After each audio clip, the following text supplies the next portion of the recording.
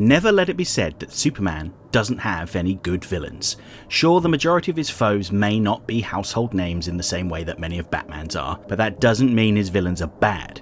One of the things I like best about Superman the animated series is how they took some relatively obscure villains and reworked them into memorable, credible threats to the Man of Steel. One such villain is the subject of today's video, and he's one of my favourite STAS villains. We're going to talk about Metallo. So before we get to the version of him that we saw in the show, we'll need to go back and look at the comic book version to see how he differed. Over the years there have been several characters with the name Metallo in Superman comics, although they weren't all villains. The original Metallo, with just one L, or Metal Zero depending on who you talk to, was a man named George Grant who wore a suit made of the world's strongest metal and took a super strength formula. He was a man that augmented himself with a metal suit and some drugs in order to get the better of Superman. The second Metallo, and the first to have a double L in his name, was a Kryptonian android that helped Superboy when he became stranded on an asteroid. This Metallo would sacrifice his own life to allow Superboy to escape the gravity of the asteroid and return to Earth. Even Clark Kent once adopted the identity of Metallo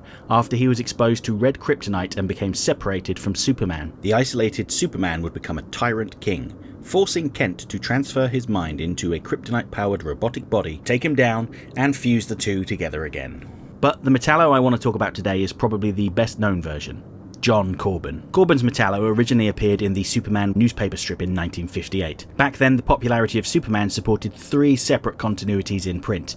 You had the monthly full-colour comic book, the weekly Sunday black and white newspaper strip, and the weekday newspaper strip. And it's the story that was featured in the newspaper strip, featuring Metallo, that would go on to be adapted into 1959's Action Comics 252. We are introduced to John Corben, a criminal who had committed theft and murder, but was caught in a fatal car crash. Or at least it would have been fatal were it not for the timely arrival of a kind scientist, Professor Vale, who put Corben's brain in a robot body to save his life. Corben's new form effectively makes him immortal and invincible, but his body was now powered by uranium capsules, which only lasted 24 hours. In order to continue living, he'd need to source a steady supply. We get further glimpses into the quality of his character when a freak storm causes a landslide, leading to Professor Vale having a stroke. Corben smashes his way out of the lab, leaving the professor behind. The interesting thing about Corben is that he is the spitting image of Superman, except for he has a moustache. And Lois Lane would come to believe that he was Superman after bullets bounced off of him during a drive-by shooting. Corben would then commit crimes while dressed as Superman to evade suspicion.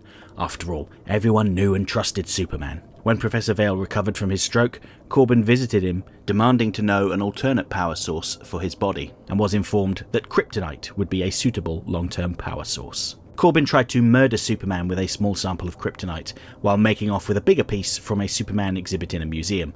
However, the exhibit piece was merely a replica, and when Corben inserted it into himself, he promptly had a heart attack and died. A second Metallo would appear in the comics afterwards, Roger Corben, John's brother, who went through the same process to become Metallo to avenge his brother's death. Following Crisis on Infinite Earths, when much of DC's continuity was reset, Metallo went back to basics. Once again, he was John Corben, a petty criminal who was fatally injured in a car crash. His body was taken by Professor Vale, who was reimagined as a paranoid conspiracy theorist who believed that Superman was part of an alien conspiracy to conquer Earth. He envisaged Metallo as humanity's defender, powered by a kryptonite heart and encased in a synthetic skin. Vale instructed Corben to kill the Man of Steel before he could enslave the planet. Corben instead broke Vale's neck and resumed his life of crime. This would bring him into conflict with Superman, with his kryptonite heart being almost too much for the Man of Steel. However, Lex Luthor swooped in at the last minute and whisked Metallo away.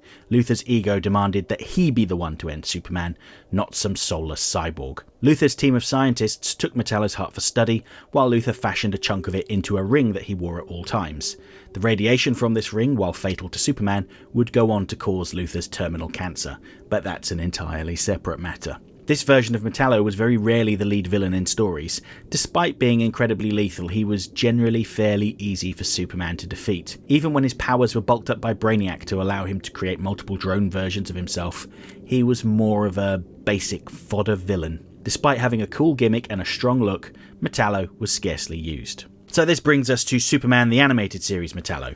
Now, one of the things I really like about him is that John Corbin appeared in 2 episodes before he was transformed into Metallo. In the episode The Last Son of Krypton Part 2, Corbin is introduced as a mercenary hired by the Kasnians to take one of Lex Luthor's advanced battlesuits. I would have said steal it, but really Luthor had agreed to sell the suit to the Kasnians, despite there being a trade embargo preventing the sale from taking place. The theft was merely a ruse to hide the fact that Luthor was breaking the law. Corbin leads a small group that are tasked with taking the battlesuit to Kasnia, but Superman intervenes. I really enjoy how they foreshadow later events by having Corbin climb inside the battlesuit to fight Superman. He's a man inside of a machine, supposedly the most advanced and lethal machine on Earth, and he's no match for Superman. It's a wonderful illustration of how much the world would change now that Superman has arrived. Gone are the days of mechanized weaponry or using guns. Despite how advanced the battlesuit is, it's useless in a fight against Superman. No, instead more unconventional forms of weaponry are going to be required to take out Superman. We next see Corbin in the episode The Way of All Flesh.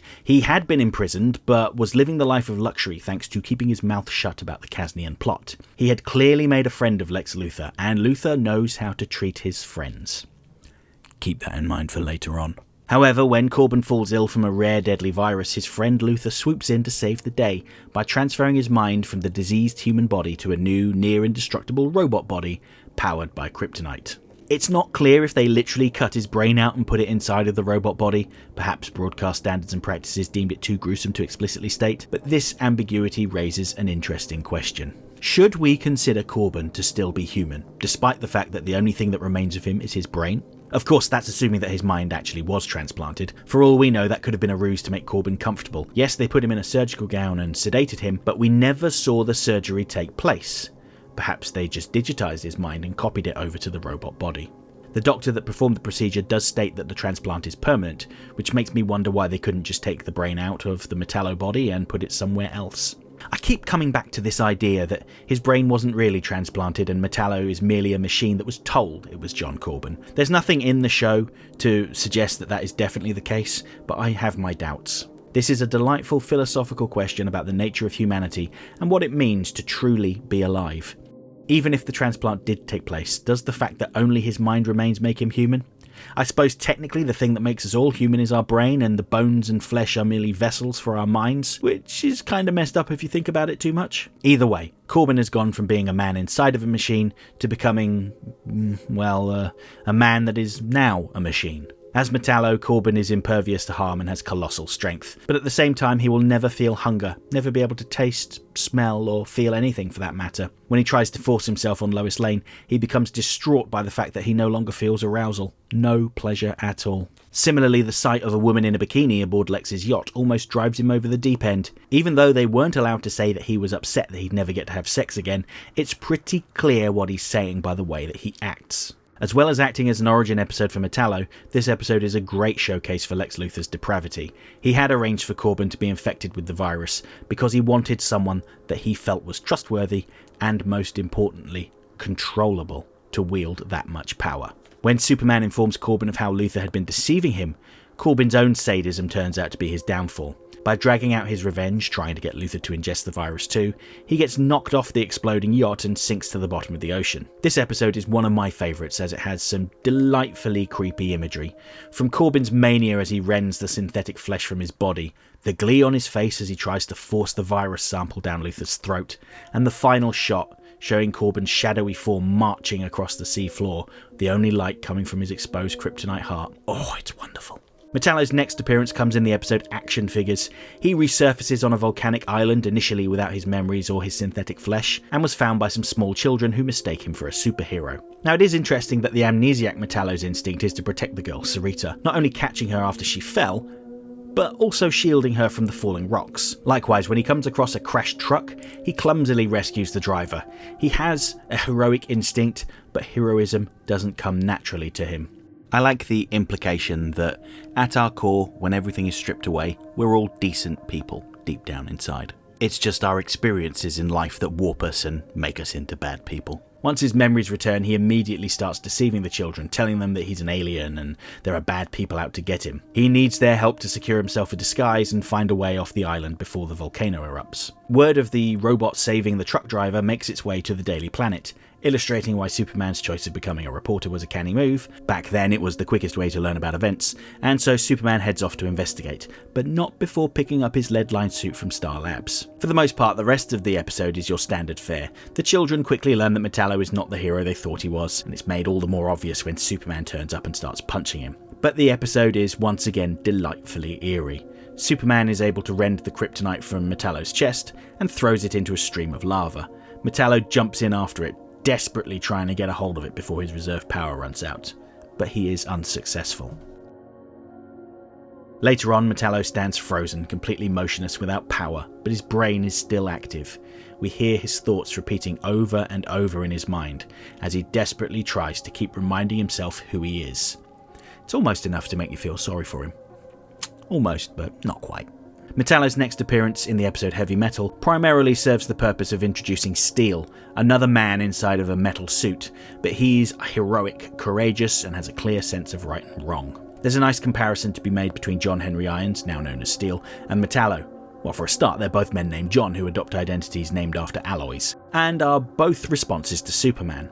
Metallo is a weapon to be used against him, while Steel is an ally. Of course, there are some differences between the two. While both had worked for Luthor, Irons resigned when he objected to one of his weapons being misused, while Steel still is a human being inside of a suit.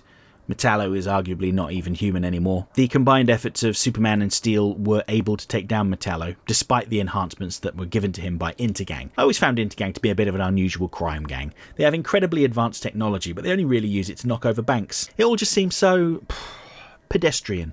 Metallo agrees to work with them out of a sense of obligation. They revived him and enhanced his powers. He clearly feels that he owes them. But using him to break open vaults is a terrible waste of his abilities. It's a strange moral code that Corbin has. He clearly believes in paying his debts, but he doesn't have any qualms about murdering people, forcing himself on women, or lying. Speaking of deception, that's a nice segue to Metallo's final appearance in Estas, the episode Superman's Pal. Jimmy Olsen becomes a target for Superman's foes after Angela Chen takes creative liberty with an interview to make it seem like Jimmy was saying he's Superman's best friend. Jimmy was clearly embarrassed by her manipulation, but on the plus side it earned him the attention of the new office temp Tina, who periodically talks about how much she loves metal. Tina is, of course, working with Metallo to help him get revenge on Superman. Her motivations are practically unexplored. She seems to enjoy bestowing Corbin with affection despite the fact that he can't feel it. Or maybe that's part of the appeal. In many ways, Tina is as awful as Corbin ever was. She delights in deceiving people like Jimmy and Lois Lane. Lois had been acting as a mentor to her. A grouchy mentor, but a mentor nonetheless. But Tina intended to betray their kindness and friendship. It's pretty clear that Metallo is using Tina, and he only keeps her around because she's useful.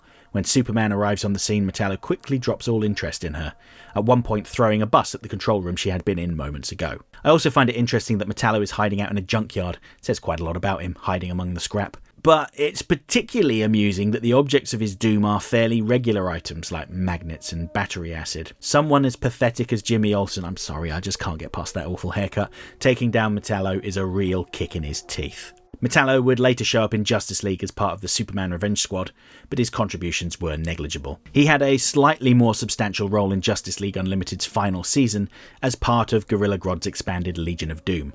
I find it interesting to see that he doesn't seem to have any issues with working with Lex Luthor at this point, although he really doesn't feature that much. His biggest role can be seen in the episode Chaos at the Earth's Core, where he and Silver Banshee head to the land of Skataris at the centre of the Earth to secure a massive chunk of kryptonite and support the evil wizard Deimos. Metallo's main contribution comes during a battle with Supergirl, who is a little more resistant to kryptonite than Superman, although she can still be harmed by it. Despite suffering a massive injury, he clearly delights in stalking Supergirl and takes his time with her. And it's this sadism that would lead to his downfall once again. When Supergirl defeats Metallo and she removes his kryptonite heart, Jon Stewart interrogates him. But before he can reveal any details of Grodd's scheme, a failsafe implanted in his mind goes off, effectively destroying his brain. Despite his best efforts, he didn't end up in a battle to the death with his greatest foe. There was no epic conflict. No, instead his mind, the only part of him that was still human, was wiped clean by Gorilla Grodd because he was about to tell the Justice League his plan. And all that was left was a hollow metal shell. What a pathetic ending for one of Superman's most dangerous foes. Despite being envisaged as the ultimate Superman killing machine, Metallo's downfall consistently came about because of his all-too-human flaws. He felt lust, but his impotence drove him mad. He felt slighted, and his desire for revenge caused him to take foolish risks. And the sadistic pleasure he took from tormenting a woman ultimately led to his downfall. Still, despite this, well, maybe because of this, he is arguably one of the most memorable villains from Superman the Animated Series. Okay, that's it for this week's essay. If you liked the video, don't forget to like, share, subscribe, leave a comment, tell all your friends about me. You know how YouTube works. If you really enjoyed the video and have the means, please consider making use of the thanks button to send a buck or two my way, because every little helps. I offer channel memberships for $1.99 a month. This will get you early access to my weekly video essay, priority responses to your comments, members-only videos, custom emojis, and an icon on your profile indicating that you're one of my people. Next time, I'm going to take a look at arguably the greatest villain in all of DC Comics, maybe one of the greatest villains of all time, and how the version of him seen in Batman the Animated Series helped make him the legend he is now. We're going to talk about the Joker, and how the BTAS version of the character wasn't warped by one bad day. He was evil all along. Hope to see you then.